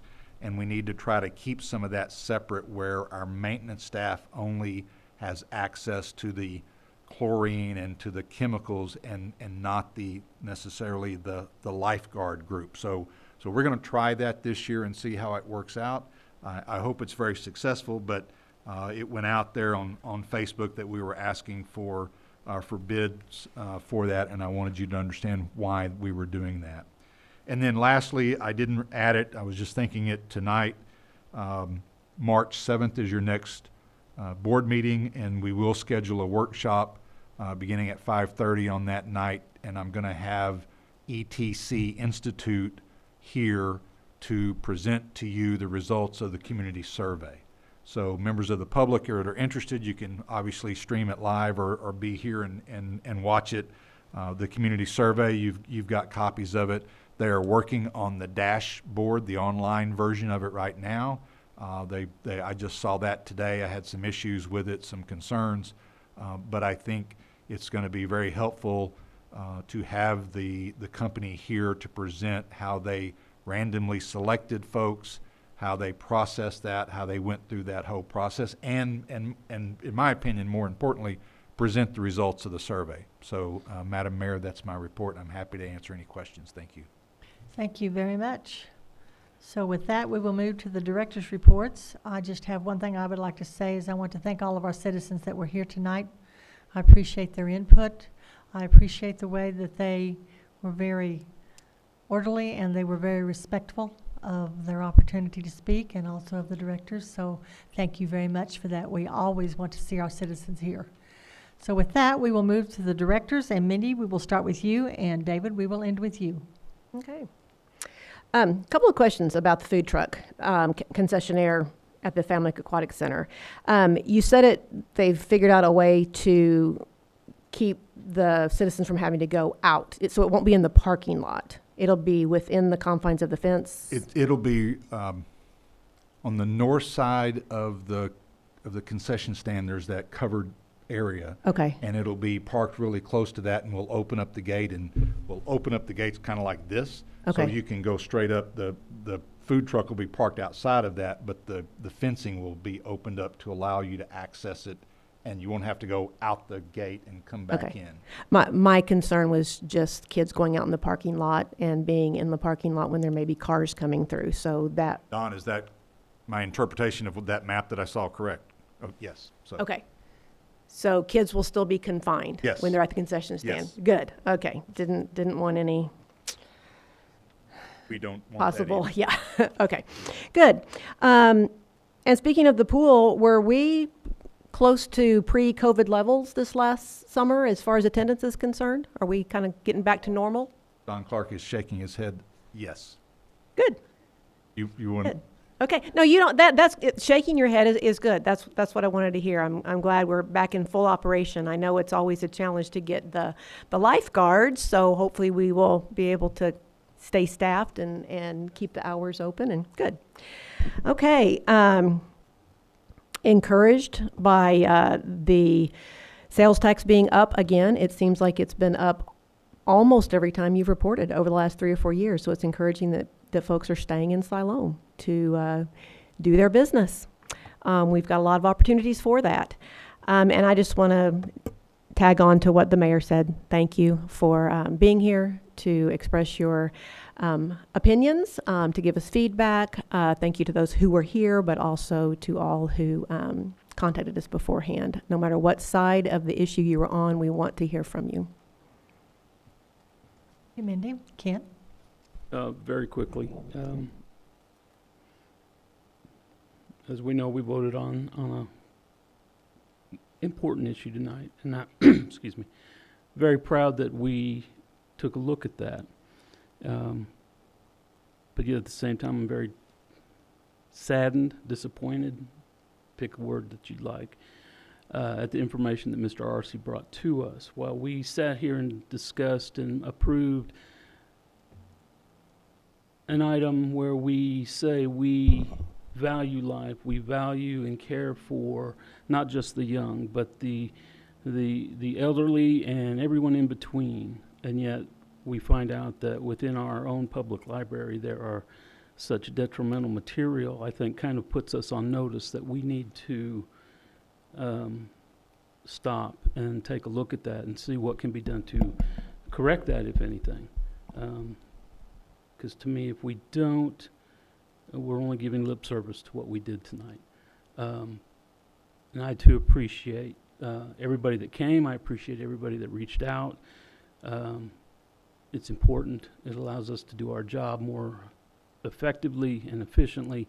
But I also want to tell Mr. Arce I appreciate very much the information that he brought to us, because without that, I don't know that we would have known that. So thank you very much. Thank you, Ken. And before we move on, Philip. And just for the record, I asked the gentleman to provide me with a list of the names of the books, and we'll be having some discussions internally. So. Betsy? Yes, thank you for that, and thank you for looking into it. I don't have much tonight other than if we are a pro-life city, I think we need to work on living up to that, whether it's the care for the elderly. And I wanted to say I appreciate you, Philip, changing the taxi service that the city provides for disabled and elderly. Used to be based on income and how much you paid, and now it's for anyone who's disabled or elderly to access that. But I also think we need to look at other ways to serve the elderly, the disabled, the people who can't help themselves. So yeah, I think we need to keep that in the forefront. So thank you all. Thank you. Lisa? I have a couple questions, Philip. You said the next meeting at 5:30, the ETC Institute is doing the survey. Will they provide the comments from that survey? Because I know a lot of people are like, did you read my comments? I'm like, well, we don't get them. It goes to the company that does it. The open-ended comments are in the back of their report, or in one of those 3 documents that I sent you. Okay. There is a list of all of the I missed open-ended it. comments. Okay, I'll relook at it. And now, is that the night that we were having Rotary come speak? If that's the night that you asked for it, yes. Okay, were they going to speak before the meeting or They're going to speak during? they'll do a presentation during the regular meeting. During the regular meeting. Yes. So we will not be voting on anything, though. Are you wanting us?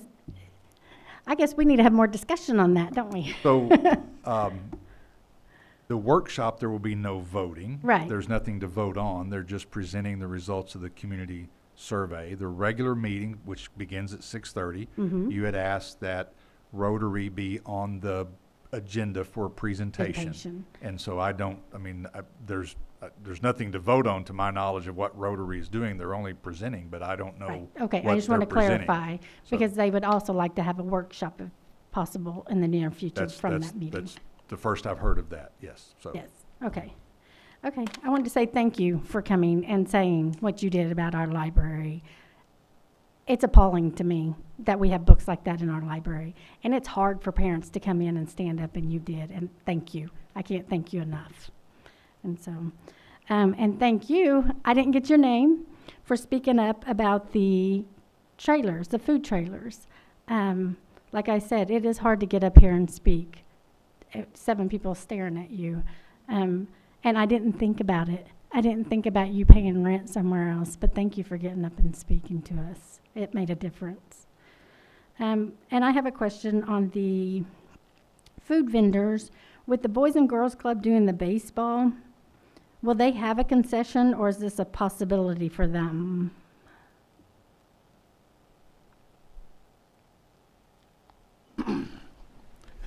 Don Clark, Community Development Director. Yes, there will be concessions at the ball fields. The proposal right now is that the high school softball booster club will run the one on the softball side, and the baseball high school booster club will run the one on the baseball side.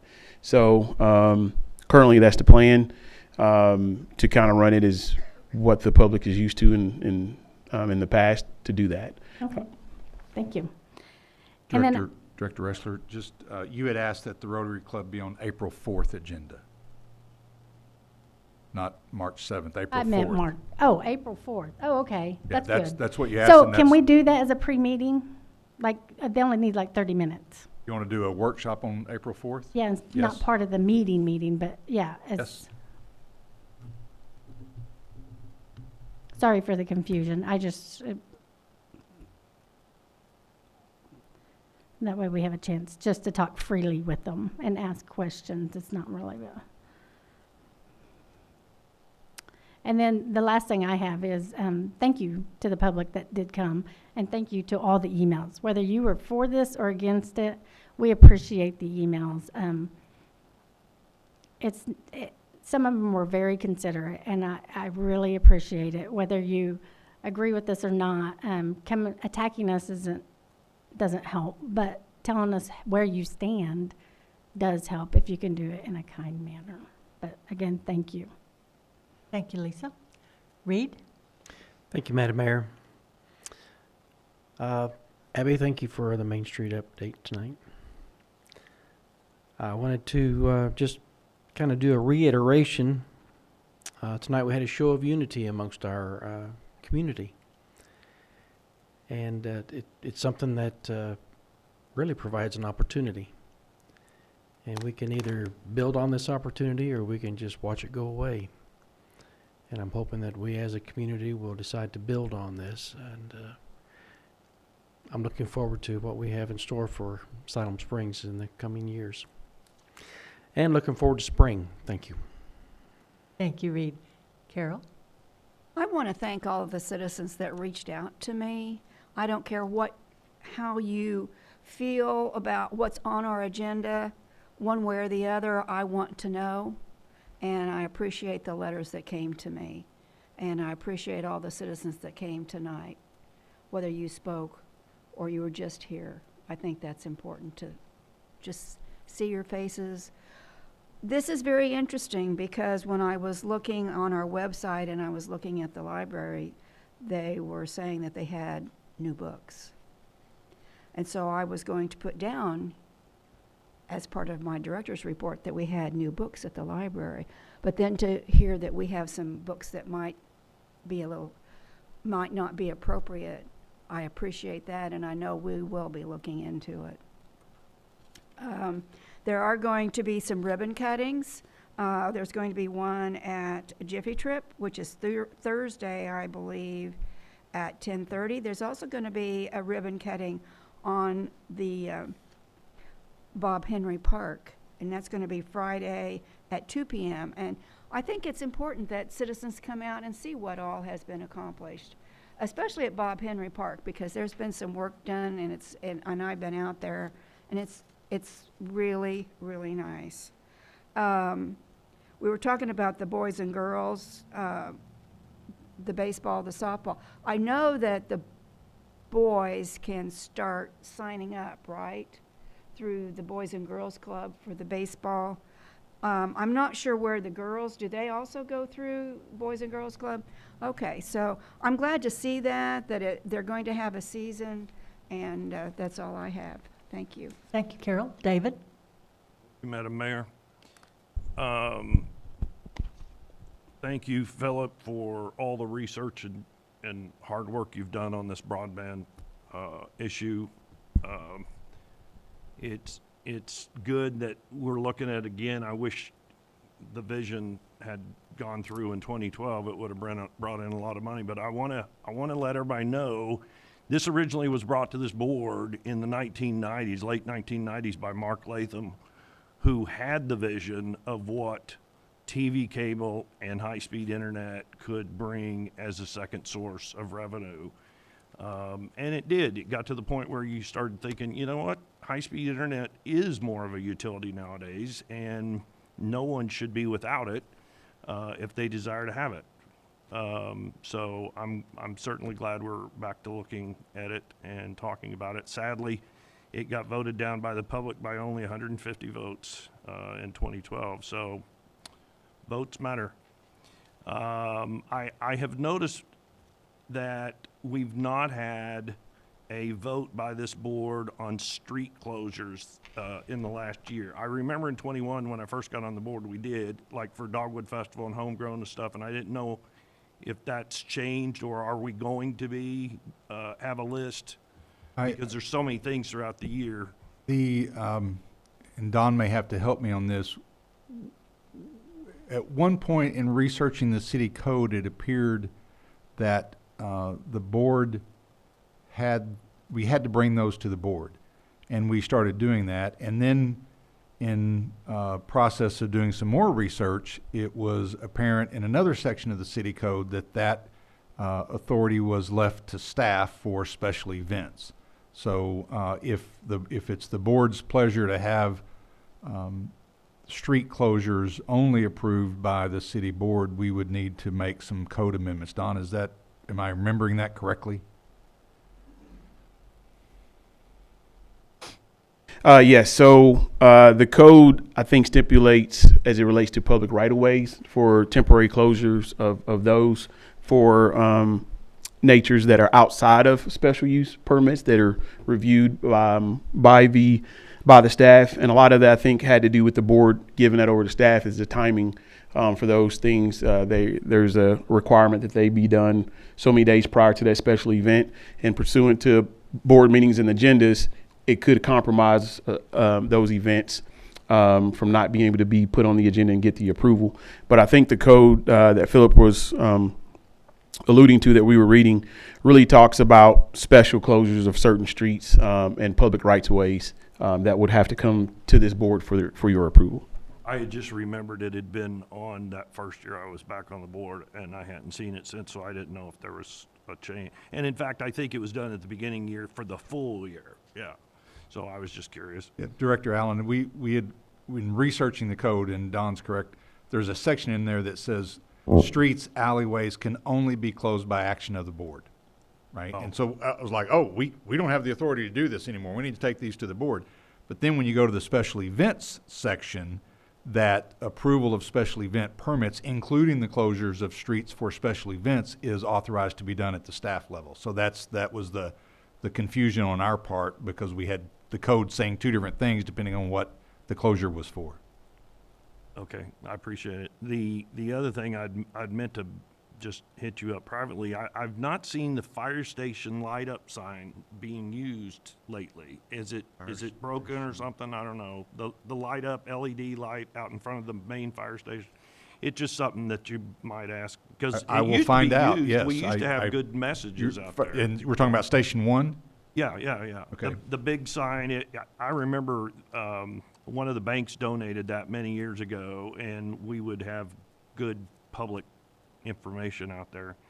I just wanted to say, regarding the board rule that we approved tonight to remove the organizations providing their minutes, the museum has always provided the monthly minutes, and I'm not sure why they haven't been going to the board, but they used to.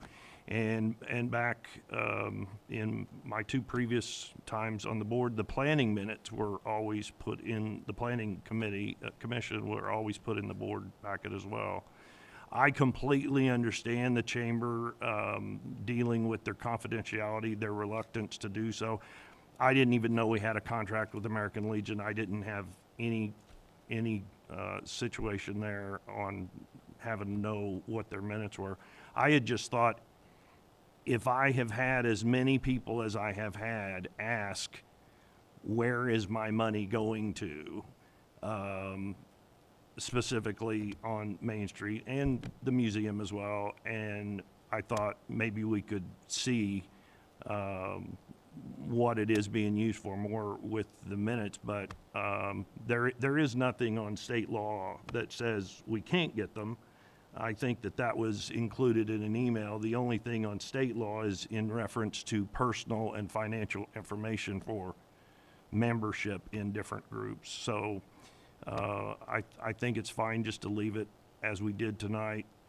And if there's a question, any of us can call the group and ask whichever group. But there are 5 groups. I didn't realize until we did that, but thank you for that, Philip.